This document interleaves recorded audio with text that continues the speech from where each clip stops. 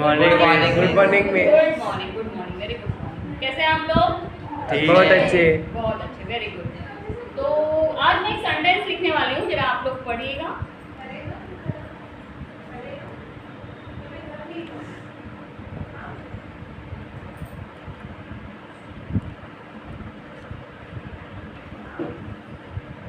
क्या लिखा मैंने? अनीता हंसो मत सुनो। सुनो। अनीता हंसो मत सुनो, राइट है? नो क्या करना चाहिए यहाँ पर? पॉज आएगा, मिस रुकना है कहाँ वहाँ पर? पे। इस अनीता हंसो मत, उसके बीच में अनीता हंसो मत सुनो। मत सुनो। सुनो के यानी अनीता हंसो के बाद क्या आना चाहिए? विराम। विराम। अल्प विराम। अल्प विराम आएगा, क्या आएगा? अल्प विराम। हाँ, क्या आएगा? अल्प विराम। अल्प विराम, वेरी नाइस। और मत सुनो, अनीता हंसो मत सुनो, इसके बाद क्या आएगा? आपका विस्मयादिबोधक सूचक, ठीक है, यानी एक्सक्लेमेटरी साइन, ठीक है। तो अनीता हंसो मत सुनो, इसका अर्थ हुआ अनीता को हंसने के लिए कहा गया और मत सुनने के लिए नहीं कहा गया। तो ये जो हमने आज अभी लगाए हैं, ये अल्प विराम और ये एक्सक्लेमेटरी साइन, ये क्या है? विराम चिन्ह। विराम चिन्ह है ये।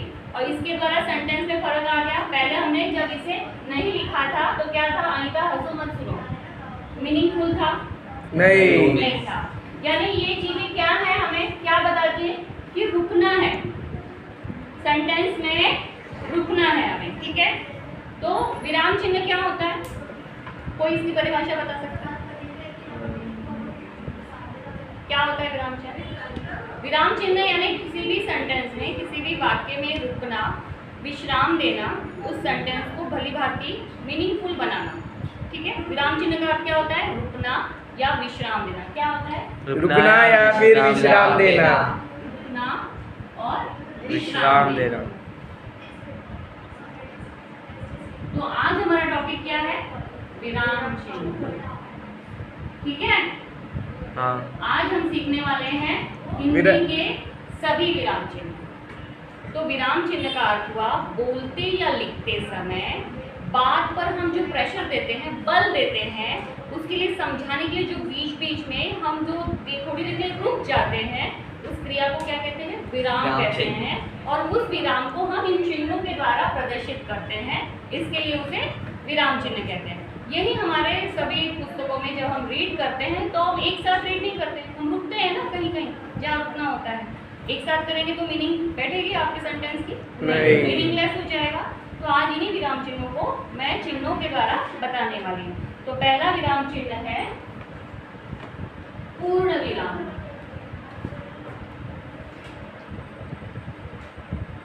इसका साइन इस तरह से। तो देखो यहाँ पर मैंने कुछ विराम चिन्ह दिए हैं। अपने हिंदी में 12 विराम चिन्ह होते हैं। पूर्ण विराम, अल्प विराम, अर्ध विराम, उप विराम, प्रश्न सूचक, विस्मय सूचक, निर्देशक चिन्ह, विवरण चिन्ह, उदाहरण चिन्ह, कोष्टक, योजक, लाघव चिन्ह। योजक चिन्ह छोटा डैश होता है और निर्देशक चिन्ह बड़ा डैश होता है। मैं आप लोगों को ये सारे चिन्ह वाक्य के अनुसार इस चार्ट के द्वारा समझाना चाहती हूँ। देखिए यहाँ पे ये रहा अपना चार्ट। तो देखो सबसे पहले अपना है पूर्ण विराम, उसका साइन आप लोग यहाँ देख सकते हो।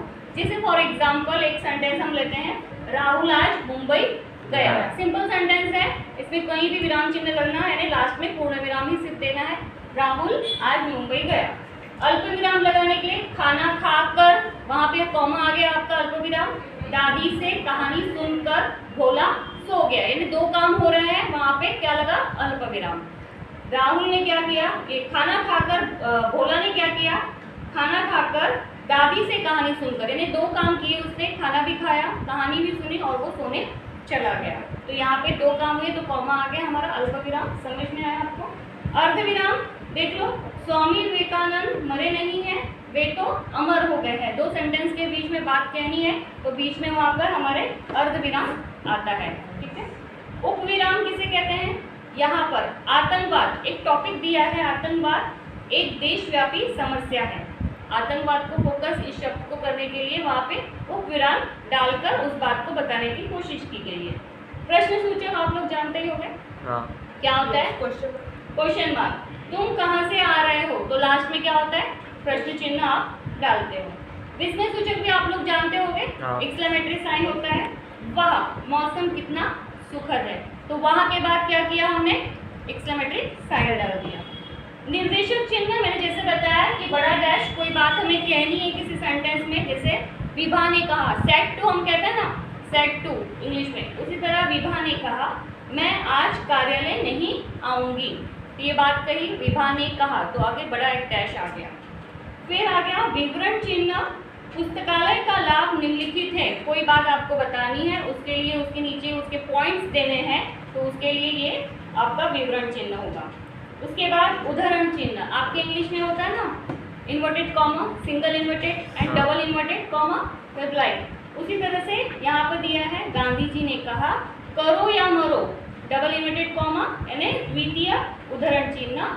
और चंपक बच्चों की पत्रिका है, यानी चंपक जो पत्रिका है, चंपक जो मैगजीन है, वो किसकी है, बच्चों की है, तो उसके चंपक शब्द पर सिंगल इन्वर्टेड कॉमा दिया है, ठीक है। फिर आता है कोष्टक, कोष्टक यानी आपका ब्रैकेट इंग्लिश में, ठीक है। तो धर्मराज, धर्मराज कौन है, युधिष्ठिर का नाम है, तो यहाँ मेंशन करने के लिए उसे ब्रैकेट में वो बात कही गई है, इसके लिए कोष्टक का यूज किया गया है, धर्मपालक थे, ठीक है।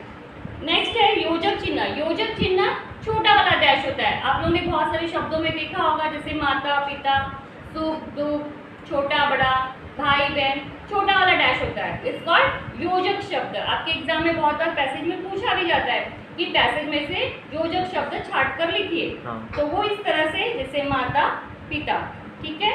नेक्स्ट है लाघव चिन्ह, यानी डॉक्टर के नीचे देखो एक डॉट दिया हुआ है, या अक्सर आप अपने किसी डॉक्टर के पास जाते हो तो आपको दिखेगा डॉक्टर के डॉ लिखा रहेगा और नीचे डॉट लिखा रहेगा। कभी कभी देखो MP लिखा रहता है, M और डॉट P, यानी मध्य प्रदेश, UP, उत्तर प्रदेश, ऐसे होता है ना, तो ये वही है, उसे क्या कहते हैं, उस डॉट को लाघव। तो ये है हमारे हिंदी के 12 विराम चिन्ह जो आपके परीक्षा से हेतु बहुत ही महत्वपूर्ण है। तो आज हमने क्या सीखा, विराम चिन्ह। आप लोगों को घर से 2-2 सेंटेंस बना के लाने हैं इन सारे विराम चिन्हों के, ठीक है, ठीक है, पक्का। हाँ। तो आप लोगों ने विराम चिन्ह सीख लिया आज सारे, Yes. फिर मिलते हैं अपनी अगली क्लास में, तब तक के लिए बाय।